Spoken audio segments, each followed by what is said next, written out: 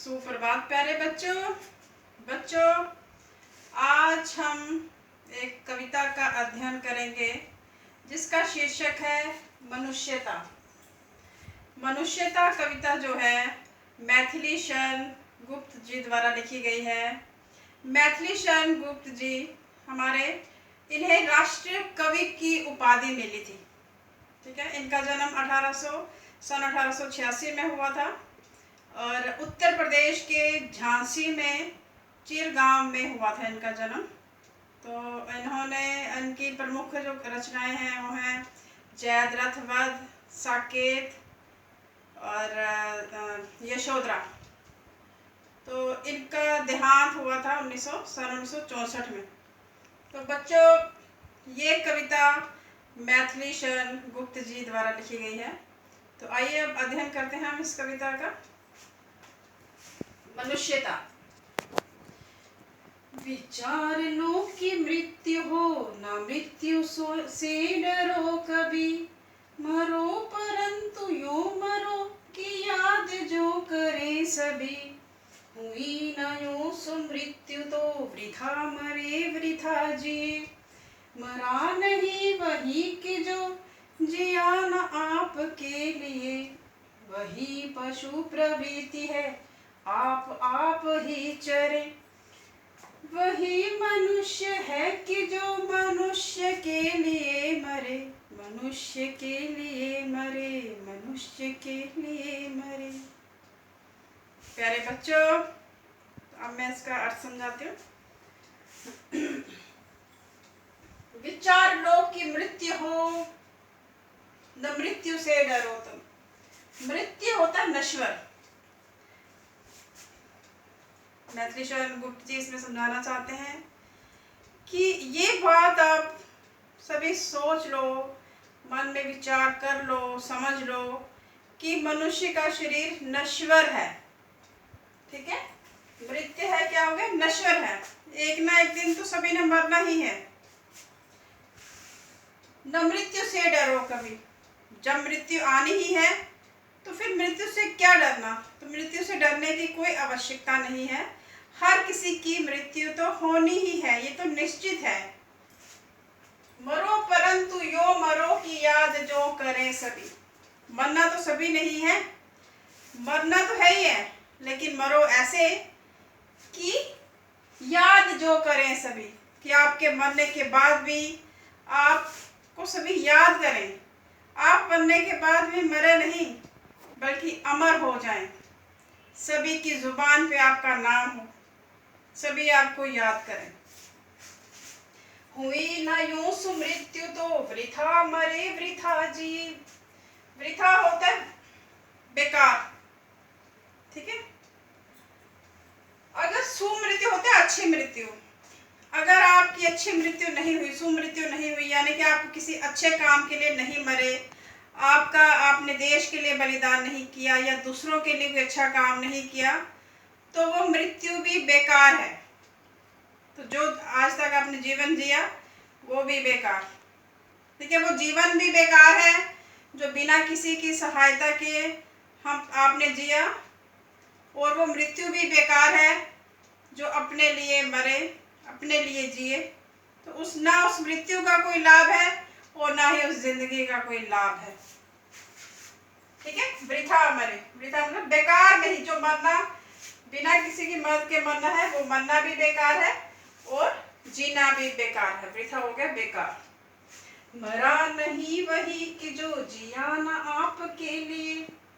मरा नहीं वही, कहते वो ही नहीं मरा, सिर्फ जो, इधर आपके लिए का क्या मतलब है, अपने लिए।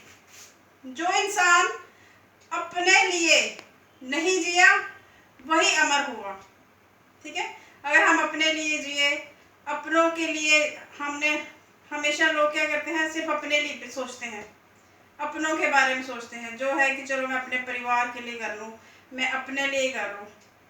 तो कवि कहते हैं कि वो जीवन जो है, जो आप अपने लिए जिए, ठीक है, आपके लिए क्या बोलो, अपने लिए जिए, वो जीवन तो बेकार है। मरा नहीं वही कि जो जिया ना आपके लिए। जो अपने लिए नहीं जिया वही अमर होता है। ठीक है, अमर कौन होता है?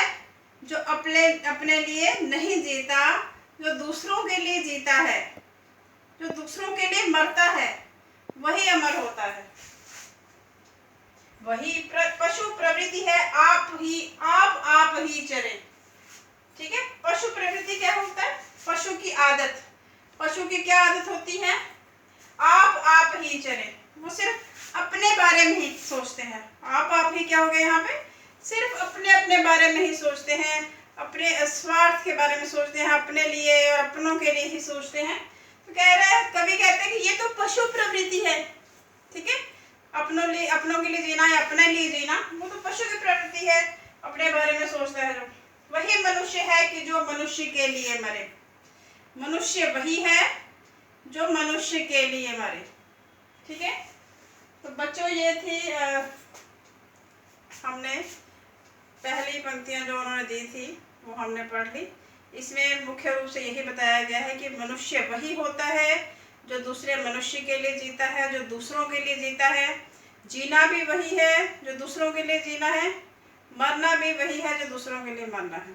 अगर हम अपने लिए जीते हैं या अपने लिए मरते हैं, बिना कुछ किए मरते हैं, तो वो जिंदगी भी बेकार, वो मरना भी बेकार। मरना तो है ही है हर इंसान ने, लेकिन मरना वही अच्छा मरना है, वही अच्छी मृत्यु है, सुमृत्यु है जो दूसरों के लिए मरे। ये तो पशु की प्रवृत्ति है। पशुओं की आदत होती है कि वो अपने लिए सोचते हैं, अपने स्वार्थ के लिए सोचते हैं, अपने लिए जीते हैं, अपने लिए मरते हैं। मनुष्य तो वही है जो मनुष्य के लिए मरे, जो मानवता के लिए जिए, मानवता के लिए मरे, दूसरों की मदद करे और दूसरों के लिए ही मरे। वही मनुष्य है। अब दूसरी नजर पढ़ते हैं। उसी उदार की कथा सरस्वती बखानती, उसी उदार से धरा कृतार्थ भाव मानती, उसी उधार की सदा सजीव कीर्ति कूजती, उसी उधार को समस्त सृष्टि पूजती। अखंड आत्म भाव जो असीम विश्व में भरे, वही मनुष्य है कि जो मनुष्य के लिए मरे, मनुष्य के लिए मरे, मनुष्य के लिए मरे। कवि कहते हैं, उसी उधार की कथा सरस्वती बखानती। उसी उदार तो आपको पता चल गया कि जो दयावान है। ठीक है, जो महान है, जो दयावान है, उसी की कथा जो है सरस्वती भी गाती है। पुस्तकों में उन्हीं का नाम लिया जाता है। जो देश के लिए जो कर गुजरे हैं, जो लोग जिन्होंने बलिदान दिए देश के लिए, आज पुस्तकों में हम उन्हीं के नाम पढ़ते हैं। जिन्होंने सेक्रीफाइस किया है, उनके नाम हम पुस्तकों में पढ़ते हैं। मदर टेरेसा, महात्मा गांधी, राजगुरु, भगत सिंह, इन्हीं के नाम पुस्तकों में पढ़ते हैं ना, क्योंकि इन्हीं लोगों ने कुछ अच्छे काम किए हैं, दूसरों के लिए मरे हैं, दूसरों के लिए जीवन बलिदान किया है, दूसरों के लिए ही जिए थे और दूसरों के लिए ही मरे। तो कहते हैं कि ऐसे उदार लोगों की कथा जो है, ऐसे महान लोगों की, ऐसे दयावान लोगों की कथा जो है, वो पुस्तकों में भी लिखी जाती है। सरस्वती भी उन्हीं का बखान करती है, पुस्तकों में उन्हीं के बारे में लिखा जाता है। उसी उधार से दरा कृतार्थ भाव मानती। कहते हैं ये धरती जो है उसी का आभार मानती है, उसी के लिए आभारी है, यानी कि पूरा संसार उसका आभारी रहता है जीवन भर। सारे संसार के लोग, सारी पृथ्वी जो है उसको आभार व्यक्त करती है कि उसने हमारे लिए इतना बड़ा काम किया, उसने हमारे लिए बलिदान दिया, उसने हमारे लिए ये काम किया। पृथ्वी यानी कि सारे संसार के लोग जो हैं उसका आभार जीवन भर मानते हैं। उसी उदार की सदा सजीव कीर्ति गूंजती। गूंजती क्या हो गया? गूंजती। कीर्ति क्या हो गया? यश। उसी दयावान की जो यश है, उसी दयावान की जो कीर्ति है, उसी दयावान का जो यश है, सारी जगह पे गूंजता है उसका यश। जो दयावान होता है उसी उदार को समस्त सृष्टि पूजती।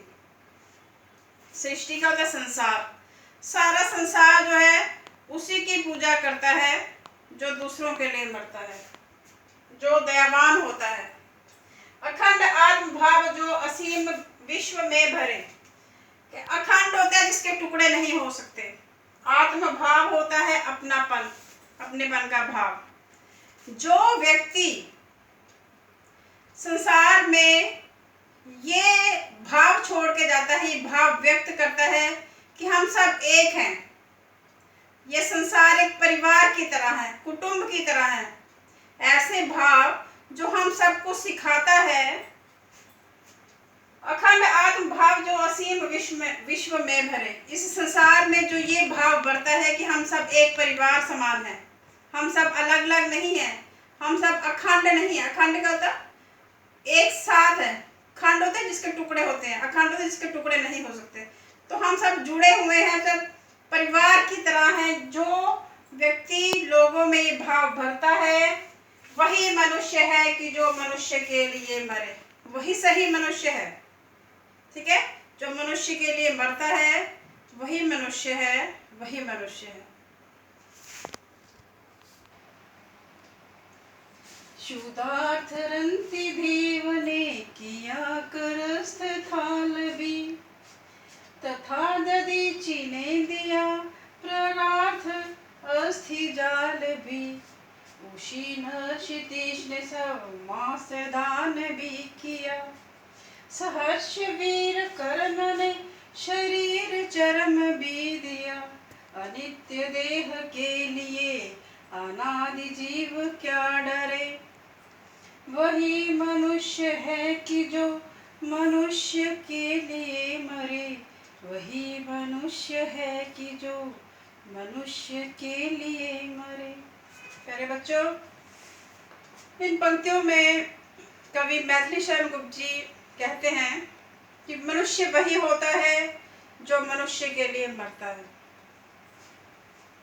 शुद्धार्थ रंति देव ने दिया करस्त थालबी। उन्होंने कुछ उदाहरण दिए हैं कि इन लोगों ने अब कितना दान किया है, इन लोगों ने दूसरों के लिए। कुछ उदाहरण दिए हैं। उन्होंने कहा शुद्धार्थ, शुद्धार्थ होता है भूख से पीड़ित। रंतिदेव राजा थे, रंतिदेव अकाल पड़ गया था एक बार इनके राज्य में। अकाल पड़ने के बाद काफी दिनों के बाद, कोई 43 दिन के बाद इनको खाना मिला। जब इनको खाना मिला तो एक भिखारी जो है, एक याचक उनके सामने आ गया और भोजन मांगने लगा। तो राजा रंतिदेव ने हाथ में आया हुई थाली जो है, करस्थ क्या होता है, हाथ में आई हुई, हाथ में पकड़ी हुई, थाल होता है थाली, हाथ में पकड़ी हुई थाली उन्होंने उस याचक को, उस भिखारी को दे दी। तो इस तरह से एक उदाहरण दे रंतिदेव का, राजा रंतिदेव का। दूसरा देखिए, तथा दधीचि ने दिया परार्थ अस्थि जालवी। दधीचि ये ऋषि थे एक। दधीचि परार्थ होता है दूसरों के लिए, अस्थि जाल होता है हड्डियों का समूह। तो दधीचि ऋषि जो हैं, जब राक्षसों ने देवी देवताओं को, साधु संतों को बहुत परेशान किया हुआ था, तो उस समय महर्षि दधीचि जो थे उन्होंने अपनी हड्डियों का जो समूह है, अस्थि जाल जो है, हड्डियां जो है अपने शरीर की, वो देवताओं को दी। उन्होंने कहा, उनसे देवताओं से कहा कि मेरी हड्डियों से वज्र तैयार करो, ठीक है, और राक्षसों का विनाश करो। तो इस तरह से महर्षि दधीचि ने दूसरों के लिए अपने शरीर की हड्डियों के समूह का दान दिया। उशीनर क्षितिज ने सम्मास दान भी किया।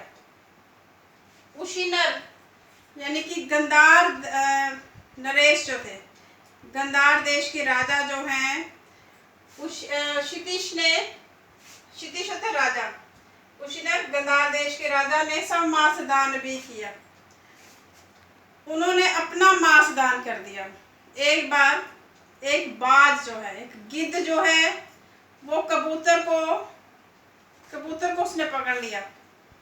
तो जो ये जो थे गंधार देश के राजा जो थे, इन्होंने क्या किया, इन्होंने क्या किया, इन्होंने उससे निवेदन किया बाज से कि तुम क्या करो, मेरे शरीर का जो मांस है वो खा लो और इस कबूतर को छोड़ दो। लेकिन जब इन्होंने अपना मांस काट के उसको दिया बाज को, गिद्ध को, जब वो अपना मांस दिया इन्होंने, तो वो मांस कम पड़ गया। फिर खुद ही राजा शिवी जो हैं तराजू पे बैठ गए और इन्होंने कहा, गिद्ध को कहा कि तुम मेरा मांस खा लो खुद ही। इस तरह से राजा शिवी, गंधार देश के राजा ने अपने शरीर का मांस जो है वो अपनी इच्छा से एक गिद्ध को दान दे दिया। सब मांस क्या था, अपना मांस। सहर्ष वीर कर ने शरीर चर्म भी दिया। बड़ी खुशी से जो कर्ण थे, महाभारत आप सबने देखी होगी बच्चों, कर्ण ने इंद्र को बड़ी खुशी से, जब इंद्र उनसे दान मांगने के लिए आए, तो जो कर्ण थे उन्हें दानवीर कहा जाता था। दान देने में वो किसी को कभी मना नहीं करते थे। तो उन्होंने अपने शरीर का जो कवच है, जो उनके शरीर के साथ ही जुड़ा हुआ था, उनके शरीर का अंग था वो, जो उनकी रक्षा के लिए जन्मजात उनके साथ लगा हुआ था, उनके शरीर के साथ जुड़ा हुआ था, उन्होंने वो कवच भी, वो शरीर का हिस्सा जो है वो भी उन्होंने काट के दान दे दिया। अनित्य देह के लिए अनादि जीव क्या डरे। अनित्य देह मतलब कि नश्वर शरीर। कभी कह रहे कि इस नश्वर शरीर के लिए जीव को क्या डरना, क्यों डरना इस नश्वर शरीर के लिए, ये तो नष्ट होना ही है एक दिन तो हमने मरना ही है, तो फिर हम इस नश्वर शरीर के लिए जीव क्यों डरता है।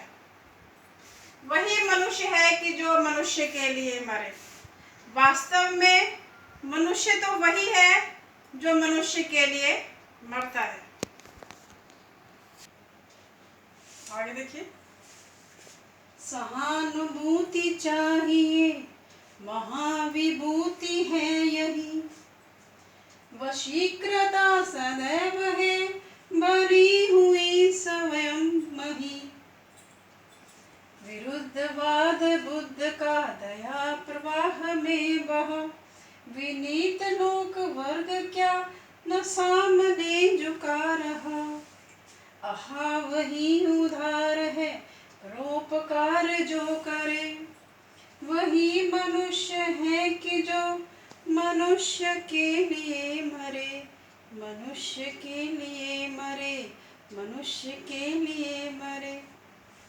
बच्चों, इन पंक्तियों में मैथिली शरण गुप्त जी क्या है, सहानुभूति चाहिए महाविभूति है यही। सहानुभूति अर्थात हमदर्दी, दया की भावना। दया की भावना मनुष्य में होनी चाहिए। यदि मनुष्य में दया की भावना है, मनुष्य में हमदर्दी की भावना है, तो यही महाविभूति है। महाविभूति क्या हो गया, पूंजी, धन। सबसे बड़ा धन इंसान के पास यही है कि अगर वह सबसे ज़्यादा सहानुभूति रखता है, हमदर्दी रखता है, दयावान है, तो उसके पास दुनिया भर की पूंजी है, धनवान है, वो धनवान है। सहानुभूति चाहिए महाविभूति है यही हमदर्दी जो है, यही सहानुभूति जो है, यही सबसे बड़ा धन है। वशीकृता सदैव है बनी हुई स्वयं मही। मही होता है ईश्वर। कहते हैं कि जो लोग सहानुभूति रखते हैं तो उन ईश्वर भी उनके वश में रहते हैं, यानी कि ईश्वर भी हमेशा जो है उनका सहयोग देते हैं। ईश्वर भी हमेशा उनकी सहायता करते हैं जो सहानुभूति रखते हैं, जो लोगों की भलाई का काम करते हैं, जो लोगों से हमदर्दी रखते हैं, वो सबसे धनवान हैं, क्योंकि ईश्वर भी उनके वश में है। ईश्वर भी हमेशा उनके साथ रहते हैं, उनका सहयोग देते हैं। विरुद्धवाद बुद्ध का दया प्रवाह में बहा। विरुद्धवाद, जो महात्मा बुद्ध थे, उन्होंने जब देखा समाज का कष्ट देखा जब, तो उन्होंने समाज की कुछ नीतियां जो थी, कुछ नियम जो थे, उनका विरोध किया उन्होंने। लेकिन जब नियमों का विरोध होता है, जब नीतियों का विरोध होता है, तो लोग ये बात आसानी से मानते नहीं हैं। वो तब मानते हैं जब उन्हें पता चले कि जो हमें समझा रहा है वो हमारे हित के लिए कह रहा है। तो इन्होंने इनका विरुद्धवाद जो है महात्मा बुद्ध का, वो भी बह गया दया के साथ, दया के प्रवाह में। क्यों? कहने का मतलब ये है कि लोगों ने उनके कारण नीतियां जो हैं उनको भी भुलाना संभव समझा। उन्होंने सोचा कि नीतियां हमें तोड़ देनी चाहिए, जो महात्मा बुद्ध जी कह रहे हैं, क्योंकि लोग समझ गए थे कि महात्मा बुद्ध दयावान है, सहानुभूति रखते हैं, हमारा भला चाहते हैं, समाज के भले के लिए कह रहे हैं, और वो समाज का उद्धार करना चाहते हैं समाज का। इसीलिए उनका जो विरुद्धवाद था दया प्रवाह में बह गया। लोगों ने उनकी बात समझ ली, क्योंकि वो दयावान थे। इसलिए विनीत लोक वर्ग का क्या न सामने झुका रहा। क्या लोग विनम्र होकर उनके सामने झुके नहीं रहे? हाँ, लोग विनम्र होकर उनके सामने झुके रहे, उनकी हर बात मानी लोगों ने। इसलिए क्योंकि वो दयावान थे। दयावान लोगों की बात जो है वो संसार के लोग मानते हैं, यहाँ तक कि ईश्वर भी उनका सहयोग देते हैं जो दयावान होते हैं। आहा, वही उदार है परोपकार जो करे।